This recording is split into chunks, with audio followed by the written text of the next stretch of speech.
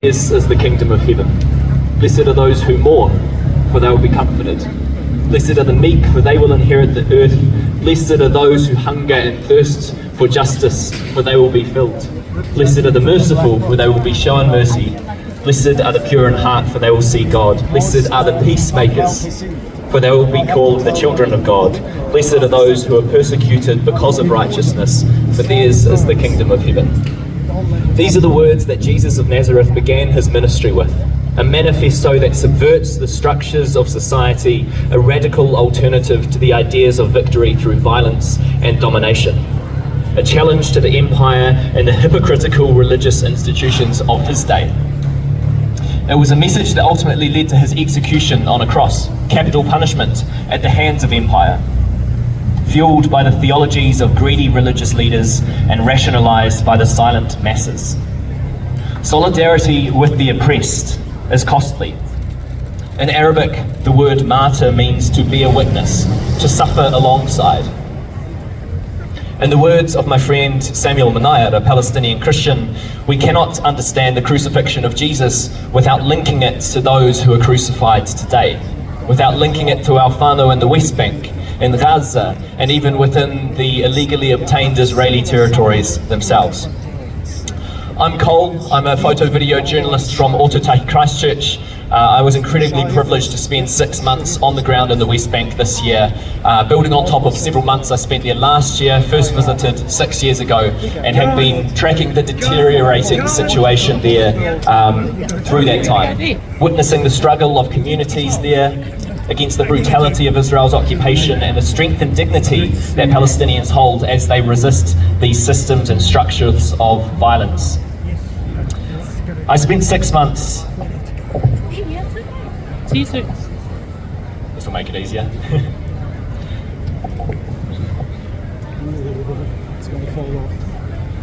I spent 6 months living in Ida refugee camp, a camp full of families displaced from villages like Lifter, 530 villages that were wiped off the face of the map back in 1948 during the Nakba, the establishment of Israel. Within Ida camp, it is the most tear-gassed place in the world. You see, on the rooftops here, there are water tanks, because across the West Bank, the quote, Palestinian area, Israel controls all of the water, funneling 80% of it to Israeli civilians, leaving just 20% of it for communities like this, who have it turned on and off completely out of their control. Sometimes they will go a week, 2 weeks, and one stage we had 2 months with no water coming through the pipes. And so they store it in water tanks on their roof. Half of Ida camp is surrounded by Israel's apartheid wall. And at one spot there's a large blue gate that opens directly onto an Israeli military base for easy access when they come into Ida camp once or twice a week to commit these raids where they'll fire off tear gas, live rounds, rubber bullets. They'll raid people's homes, abduct people from their bedrooms in the middle of the night. This is the reality of life for these communities who 8 decades on are still refused the right to return to their homes and villages inside what is now Israel. There were 750,000 of them expelled, 15,000 killed across a series of over 100 massacres.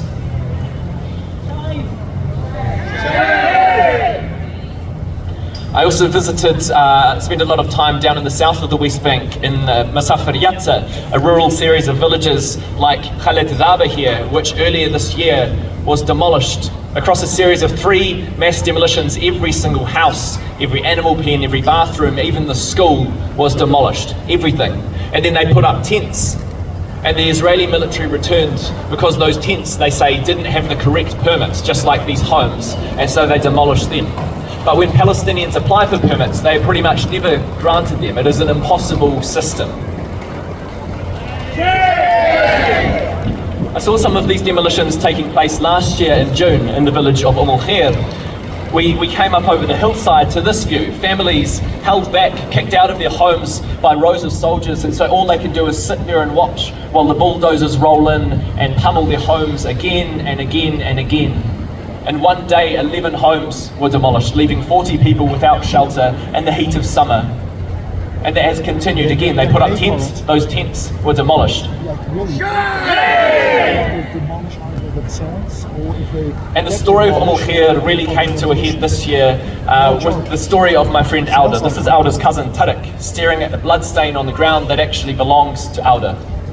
Alda was a 31-year-old father of 3, a football lover, a kind man, one of the most lovely people you could ever meet. He was the light of the community. He was an English teacher at the local primary school. All of the kids loved him. And in July this year, settlers brought a digger into the middle of this Palestinian village and began flattening land to expand their settlement. And as Alda documented, filming from his phone from 30 metres away, the digger began to roll across private Palestinian land, crushing their sewage pipe, olive trees, fences, and the villagers came out to surround the digger to stop it in its tracks. And Yinon Levy, a settler who has been sanctioned by many countries around the world, he came over waving his pistol and fired off 2 shots in the direction of where people were standing. And one of those shots hit and killed my friend Alda. But when the military arrived, instead of arresting the killer, filmed on camera in the middle of the day, they took orders from Yinon Levy on which of Alda's family members to arrest. And so over the next few days, 22 of Alda's cousins and brothers were taken off to Ophir prison, where they were beaten and humiliated, all while mourning their loved one. His body was taken by Israel and they refused to return it, a practice which has been going on for decades. There are bodies held by Israel from back in the 80s, 70s even. And so the village were terrified. And 60 of the village's women actually went on hunger strike, demanding the return of Alda's body, including his sister, his mother, and even his wife, literally starving themselves just in order to bury their loved one. And so 10 days later, Israel were forced to release Alda's body. But then they set up checkpoints to block people from being able to attend the funeral. And it has continued. Right now there are 12 homes, a greenhouse, and the entire community centre that are going to be demolished at some stage in the next few weeks within Aotearoa village. And the last story I want to share with you, I don't actually have a photo of. It is the story of Leah Nasser, a 25-year-old Palestinian Christian, an Anglican like me. The reason I don't have a photo of her is because she is currently being held in Israeli captivity. She was abducted in April last year. I met her mother Lulu, who explained that they were woken by a loud knocking on their door at 4 a.m. in the morning. And she opened the door to find a dozen heavily armed Israeli soldiers pointing their guns in her face, who said, "Shh, or we'll shoot. We're in a state of war, we can do whatever we like." And so they took her and her husband Sammy through to the lounge at gunpoint, and they went through to Leanne's room where they zip-tied her hands together, blindfolded her and took her away. Without explaining why or how long she was going to be taken, she didn't even have the chance to say goodbye to her parents. And she was held last year for 8 months in a system called administrative detention, where you are held with no charge, no trial, in prison conditions where there is well-documented reports of physical, sexual and psychological abuse, starvation as well, to the extent where Israel's own leading human rights organisation have called these torture camps, not prisons. There are over 3,500 other Palestinians like Leanne currently being held with no charge and no trial. And it exposes the hypocrisy of our elected leaders and community leaders when we rightly call for the release of Israeli hostages from Gaza, but we have ignored Palestinians held in exactly the same manner for decades before that. And even those who have had a trial, there's over 9,000 Palestinians currently held by Israel. Even those who've had a trial have not had justice. I visited Ophir military courts last year with an organisation, Military Court Watch, who write reports on specifically children being put through the system. Israel is the only country in the world that will charge kids in a military court. They currently hold 350 children. And what we saw in every single one of these court cases was that they were adjourned till a later date. Because often the negotiating a plea bargain, because often the fastest or only way out of the system is to plead guilty to the crime, whether you committed it or not, or whether you even know what it is you're being charged with, because a lot of these trials are based on secret evidence that even your lawyer is not allowed to see. It is designed to channel Palestinians directly into Israeli captivity. There is no justice within that system. So coming back, to be a witness is to walk amongst those on the margins, to participate in their struggle for justice and dignity, and to step into costly solidarity with them. In December 2023, Dr. Reverend Munta Isaac, a Palestinian priest from Occupied Bethlehem, placed the statue of baby Jesus in a cradle of rubble, declaring that Christ is among those being starved and bombed in Gaza. He is suffering amongst them. He is always in solidarity with the oppressed. So what does solidarity look like? It looks like the growing community of Jewish activists living and working alongside Palestinians in the West Bank to actively confront these systems, putting their comfort and safety on the line to resist this violence. It looks like those around the world who are arrested, threatened, fired from their jobs, intimidated, and even beaten for speaking up against the complicity of our nations, including here in Aotearoa. I come from a faith tradition with a strong whakapapa of creative and gritty resistance to injustice. Priests, nuns, monks, and everyday Christ followers, troublemakers who have gone on to prison for their work confronting these systems. Communities who have seen firsthand the violence and harm. They've seen the machinery of injustice and driven themselves into that machinery to stop it in its tracks. But I also come from a faith community with a history of power, domination, and violence.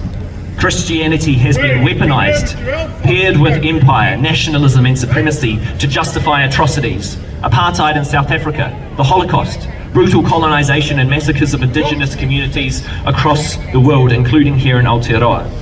And that weaponization is continued today in the violent heresy of Christian Zionism, a twisted ideology which has desecrated the dignity and humanity of Palestinians and Jews for almost 100 years now. These horrors in Palestine are an inherently Christian issue. Foreign policy in most Western countries is undeniably influenced by Christian Zionism, an ideology that actually originated with European Christians in the early 1800s, fueled by deeply anti-Semitic eschatology or end times beliefs. For decades, our faith community have provided the theological software and the financial hardware of Israel's occupation. In Gaza today, over 92% of homes have been damaged, nearly all hospitals destroyed, 65,000 people to upwards of 600,000 people have been killed, slaughtered by Israel, including over 18,000 children, and entire families have been wiped off the civil registry. Our theology should be judged by its fruits, our ideologies as well within wider society.